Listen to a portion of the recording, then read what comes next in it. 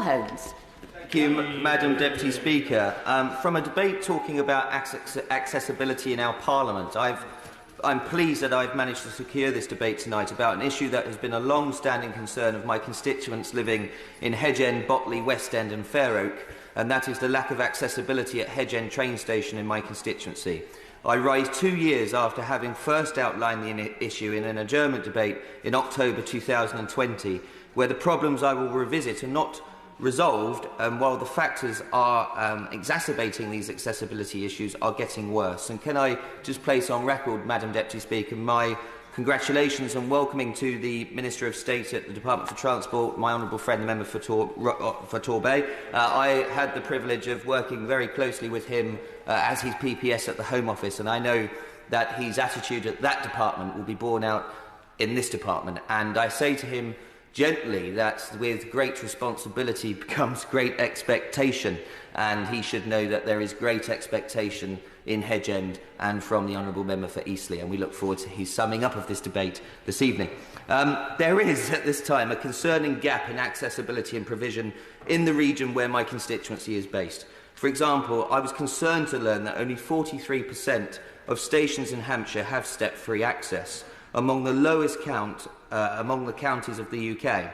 In addition, only 24% have an accessible ticket office and 32% have national key toilets.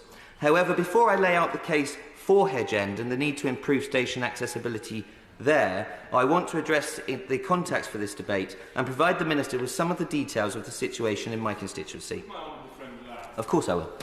Just before he does lay out the context of the debate, he talked about the trains that go to Hedge End. Can I tell him the most used station on that line is at Rains Park? Now, I've been campaigning for the last 5 years to get step-free access and accessibility in there. It is the most free station. So the points he's making about Hedge End and Hampshire apply across the region.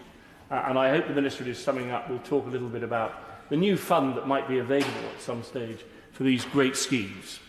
Well, my honourable friend, member for Wimbledon, raises a very good point, and I'll let the House into a secret that I was his parliamentary researcher, and so I hold some of the responsibility for not managing to get that station in Rains Park its accessibility grants. But he is a tireless campaigner for his constituency. In Eastleigh and Hedge End, we obviously have some work to do to get to the amount of people that he has at Rains Park.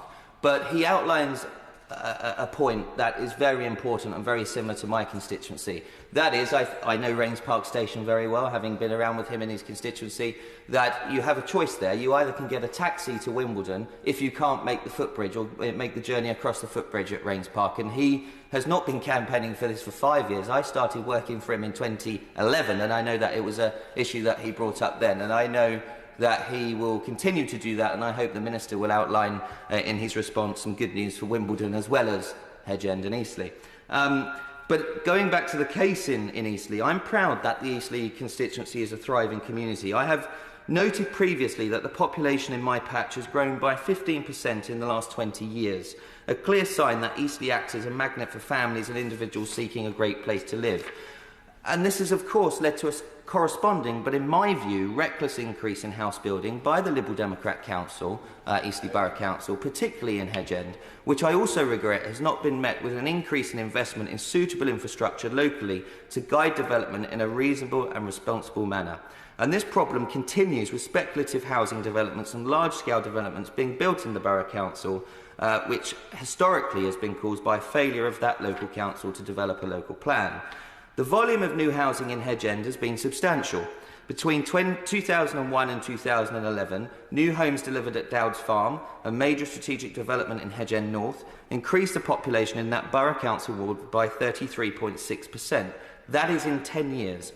Between 2011 and now, major new housing developments have delivered a further 450 new homes, with more housing delivered not only as part of Dowds Farm, but also at Kingscock Road and St John's Road. But that's just the start of it. And looking ahead, Eastleigh Borough Council has either granted planning permission or allocated space for a further 738 new homes to be built in Hedge End in the next 10 years.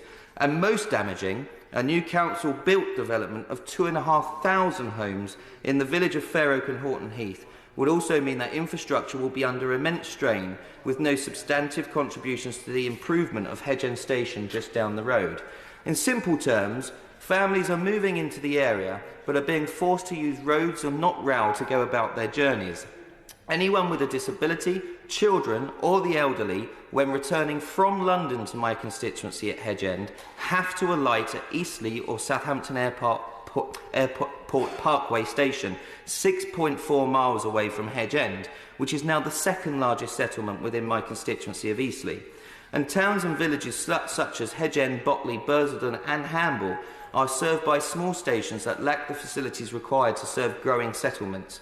Many of my constituents choose to live in Hedge End because of the railway connections to London, the great sense of community and excellent local schools. And this explains why Hedge End Station is well used, with more than 522,000 entries and exits before the pandemic, and that was up from 506,000 in 2017. However, for some people in my constituency, entering the station is not as easy as exiting the station, and that is what I hope the Minister will be able to assist with today and going forward. Parents with disabled children, disabled adults, and parents with pushchairs or prams are unable to use Hedge End Station to travel because there are no lifts, wheelchair or pushchair accessible facilities at the station. Travellers or commuters with mobility issues are left in, as I've mentioned, in the unacceptable situation of being able to take the train to London from Hedge End, a journey of around 70 miles, but are forced to alight at Southampton Airport, Eastleigh, Fareham or other stations towards Portsmouth for their return journey.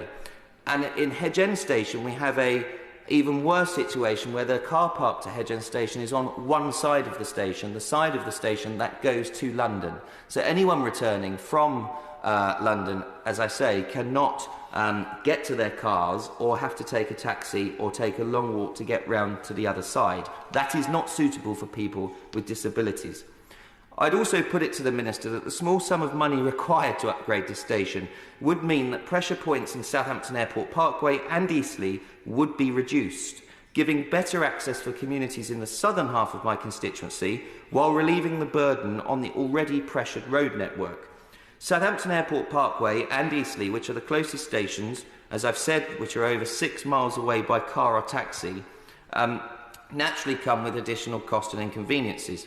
The lack of access to the station means that people from the southern half of my constituency are forced to travel to Southampton Airport Parkway, but Southampton Airport Parkway has an annual usage of 1.7 million passengers, and Eastleigh has an annual usage of 1.6 million passengers, and they can only access those stations by driving through the towns of Fair Oak, Horton Heath or Bishopstoke or down the M27. And with the extension of the runway at Southampton Airport, which I completely support, these two stations will only get busier and become crucial pinch points in that section of the network. And this creates another problem. Our towns and villages such as Eastleigh, Bishopstoke and Fair Oak are already struggling with a lack of investment in road infrastructure, as I've mentioned, caused by the overdevelopment of housing. This means the roads around Eastleigh and Southampton Airport Station are often blocked in rush hour and are inaccessible too. There is a wider point in that the government, quite rightly, and I completely support them, argue that we need greener and more sustainable forms of travel. I completely agree. But the current facilities at Hedge End Station do not facilitate that, and in many respects actively discourage it. That is, of course, bad for passengers, bad for the environment and bad for our local transport networks. And I would ask the Minister, if he can't answer tonight in terms of funding provision, that he goes away to the department and looks at a complete wholesale review of the processes around funding for accessibility to local train stations. I know that there is a bid in at the moment from South West Rail to get accessibility funding at Hedge End, but the periodic nature of that funding process and the lack of clarity from central government on the process of those applications mean that we really do now need to look at a wholesale review of the British rail network across all four countries in the UK to see if the government can do more to alleviate some of the problems that I've outlined, but also the Honourable Member for Wimbledon has outlined too. The Minister will know that levelling up is not just about solving a geographical problem between North and South. It's about equal opportunity and better outcomes for those who are disadvantaged, and quite frankly, in this context, that is not happening in my constituency when it comes to travel. I firmly believe that with the installation of either a lift or wheelchair accessible facilities at Hedge End Station, we can achieve exactly the sort of results that are at the heart of this government's agenda. We can give disabled people the opportunity to travel for work and enjoyment, and we can make life better for families and parents with young children. We can improve our environment by getting more cars off the road, something which my constituents want to do, but can't because of the type of development that's been going forward and the lack of accessibility at train stations in Hedge End, but further ones such as Botley in the southern half of my constituency. And we can make sustainable travel alternatives a sensible, viable option for my constituents and the wider community. Now is the time for the government to put its money where its mouth is, Madam Deputy Speaker, and finally deliver some infrastructure improvements that my constituents are desperately seeking and quite rightly expect. With the excessive development and growing population, the disabled, the ageing and the parents in my constituency need to have this sorted, and they need to have it sorted very quickly. Thank you. Minister Kevin Foster.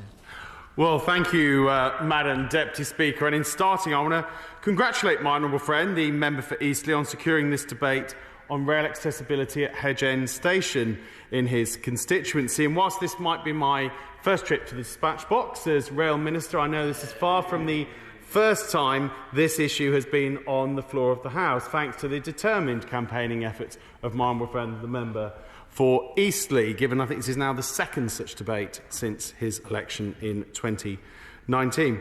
And this debate is not only a good opportunity to reply to his points about Hedge End, but to also set out the continued work this government is doing to make our rail network more accessible for all passengers. Now, transport is at the heart of how we go about our daily lives. It gets us to work and places of education, allows us to run our businesses efficiently, and enables us to build connections with people all over the country.